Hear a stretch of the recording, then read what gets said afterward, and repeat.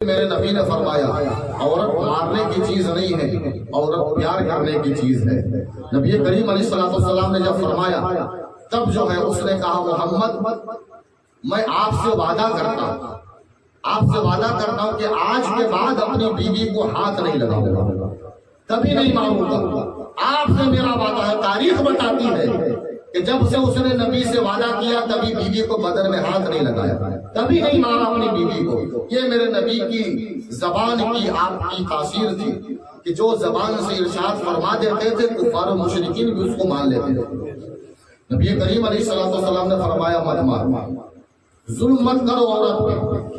اللہ کے حبیب علیہ السلام نے اس سے منع فرمایا کہ اپنی بیوی پر ظلم مت کرو، اپنی بیوی کو مارو نہیں، تکلیف مت دو۔ اگر کوئی غلطی کرتی بھی ہے تو اس کو پیار سے سمجھاؤ، اس کو پیار سے نرمی کے ساتھ سمجھاؤ، اس پہ ظلم مت کرو۔ تو ایک تو یہ زندگی کا حصہ ہے کہ شوہر جو ہے عورت پہ ظلم کرتا ہے، اور دوسرا حصہ یہ ہے کہ عورت شوہر پہ ظلم کرتی ہے۔ عورت شوہر پہ ظلم کرتی ہے۔ بعض اتنی خطرناک عورتیں ہوتی ہیں کہ شوہر کو نوچ کھاتی ہیں، اتنی ڈینجر عورتیں ہوتی ہیں کہ شوہر کو نوچ کھاتی ہیں، ایسا لگتا ہے کہ اس کا شوہر نہیں جھنڈو بام ہے، نوچ کھاتی ہے۔ ایسی عورتوں کے بارے میں اللہ کے حبیب علیہ السلام نے فرمایا جب تک اس کا شوہر ناراض رہے گا وہ عورت کبھی جنت میں داخل نہیں ہو سکے گی، کبھی نہیں جنت میں جا پائے گی۔ اتنی ڈینجر ہوتی بعض عورتیں جو ہیں، بڑی خطرناک۔ ایک بزرگ کا واقعہ یاد آ رہا ہے مجھے، میں اس کو بول کر بات ختم کر رہا ہوں۔ بہت بڑے بزرگ گزرے ہیں، بہت بڑے اللہ والے ہیں، بلکہ یہ سمجھو کہ خواجہ غریب نواز رحمت اللہ تعالی علیہ کے پیروں میں سے، ان کے مریدوں میں سے نہیں، ان کے پیروں میں سے حضرت خواجہ ابو الحسن خرقانی رحمت اللہ علیہ۔ حضرت خواجہ ابو الحسن سے کچھ ان کے مرید ملنے کے لیے ان کے گھر پہ گئے، اور جا کر کے ان سے پوچھا، جا کر کے گھر پہ دروازے پہ دستک دی، اندر سے ان کی بیوی باہر تشریف لائی۔ کہا حضرت کہاں ہے؟ بیوی نے کہا کون حضرت؟ کیسا حضرت؟ کس حضرت کے بارے میں پوچھ رہے ہیں؟ ارے کہا حضرت خواجہ ابو الحسن خرقانی جو ہمارے پیر ہیں۔ کہا اس دجال کے بارے میں پوچھ رہے ہیں، اس ظالم کے بارے میں پوچھ رہے ہیں؟ تو سارے مرید سن کر کے چونک گئے کہ یا اللہ اتنے بڑے اللہ کے ولی ہیں، ان کی بیوی ان کے ساتھ کیسی رہتی ہے؟ دجال بول رہی ہے، ظالم بول رہی ہے۔ اس کے بعد جو ہے سارے مریدین جو ہے دروازے پہ کھڑے تھے انتظار میں۔ ان کی اہلیہ نے کہا کہیں گئے ہوں گے، اگر ملنا ہے تو تھوڑی دیر انتظار کر لو، آئیں گے ابھی۔ اب تھوڑی دیر انتظار کر رہے تھے کہ اتنے ہی میں حضرت خواجہ ابو الحسن خرقانی رحمت اللہ تعالی علیہ جو جنگل میں لکڑیاں کاٹنے گئے تھے، جنگل میں لکڑیاں کاٹنے گئے تھے، لکڑیاں کاٹ کر اس کا گٹھا بنا کر کے اس کو لے کر کے آ رہے تھے۔ آ کیسے رہے تھے؟ حضرت خواجہ ابو الحسن خرقانی شیر پہ بیٹھ کر کے آ رہے تھے، شیر پہ بیٹھے ہوئے تھے، اس پہ لکڑیوں کا گٹھا رکھا ہوا تھا اور آپ اس پہ تشریف رکھے ہوئے تھے، شیر آ رہا تھا۔ اور جب بیوی کی نظر پڑی تو کہا دیکھو ظالم آ رہا، آج شیر سے مجھے کٹوا دے، شیر لے کے آ رہا ہے۔ اندر چلی گئی، مریدوں نے حضرت کا استقبال کیا، شیر سے اتر گئے، لکڑی کا گٹھا اتار لیا، شیر چلا گیا۔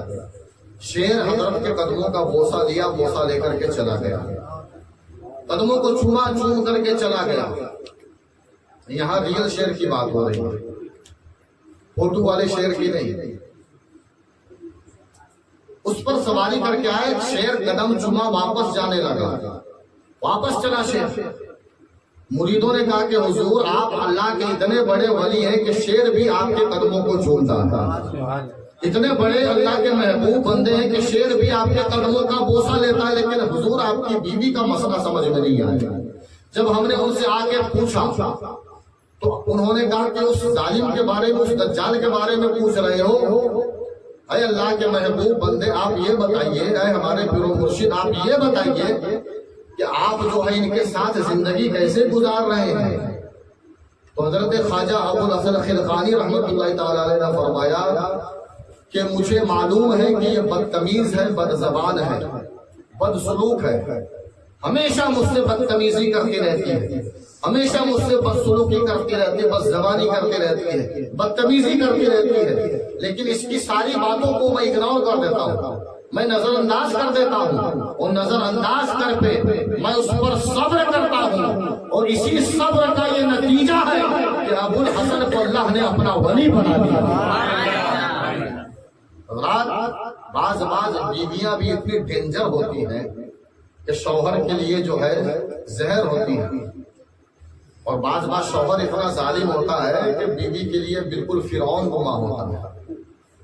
تو اللہ تبارک و تعالیٰ کے نبی علیہ السلام نے دونوں کے حقوق بیان کیے اور فرمایا کہ ایک دوسرے کے حقوق ادا کرو، انشاءاللہ زندگی میں کبھی کوئی اختلاف ہوگا ہی نہیں۔ اللہ تبارک و تعالیٰ کے نبی علیہ السلام تشریف لائے، اللہ کے حبیب علیہ السلام کی جلوہ گری ہوئی۔ جب 6 سال کی عمر میرے نبی کی ہوئی، اس وقت اللہ کے حبیب کی والدہ پردہ فرما ہوئی۔ نبی کریم علیہ السلام نے جو ہے اس وقت اپنی ماں کے وصال فرمانے پر نبی کریم علیہ السلام اس قدر روئے ہیں کہ نبی پاک علیہ السلام کو دیکھ کر کے سارا شہر رو پڑا۔ سارا شہر نبی پاک علیہ السلام کے نبی کو دیکھ کر، نبی پاک علیہ السلام کا رونا دیکھ کر کے سارا شہر رو رہا۔ اس قدر اللہ کے حبیب علیہ السلام نے ماں کے انتقال پر ان کے پردہ فرمانے پر آنسو بہائے ہیں۔ اور پھر جس وقت نبی پاک علیہ السلام کو صحابہ کرام کے درمیان اپنی ماں کی یاد آ گئی، میرے آقا کی آنکھیں بھیگ گئی، آنکھیں نم ہو گئی میرے نبی کی۔ صحابہ کرام نے عرض کیا، یا رسول اللہ، ہمارے ماں باپ آپ کے قدموں پر قربان ہو، اے اللہ کے حبیب کس چیز نے آپ کو رلایا ہے؟ تو نبی پاک علیہ السلام نے فرمایا، آج مجھے میری ماں حضرت آمنہ کی یاد آ گئی، ان کی یاد نے مجھے تڑپا دیا، ان کی یاد نے مجھے رلا دیا، ان کی یاد نے مجھے بے قرار کر دیا، بے چین کر دیا۔ نبی پاک علیہ السلام نے فرمایا، اے صحابہ، اگر میری ماں حضرت آمنہ زندہ ہوتی اور میں تمہاری نماز پڑھا رہا ہوتا، تمہاری امامت کر رہا ہوتا، اور نماز پڑھانے کے درمیان میری ماں آمنہ مجھے آواز دیتی، کہتی بیٹے محمد ادھر آؤ، تو جانتے ہو میں کیا کرتا؟ میں نماز چھوڑ کر کے اپنی ماں کی بات سننے چلا جاتا، میں نماز چھوڑ کر کے اپنی ماں سے ملنے کے لیے چلا جاتا۔ اس قدر نبی پاک علیہ السلام اپنی ماں حضرت آمنہ سے محبت کرتے تھے، اور مقام ابوا میں دفن کیا گیا ان کو، مقام ابوا میں ان کو دفن کیا گیا، چونکہ وہیں پر ان کا انتقال ہوا تھا۔ جب نبی کریم علیہ السلام نے نبوت کا اعلان فرمایا، اور جب سارے شہر کو معلوم ہو گیا کہ اللہ کے نبی ہیں یہ، تب نبی پاک علیہ السلام مقام ابوا میں تشریف لے گئے۔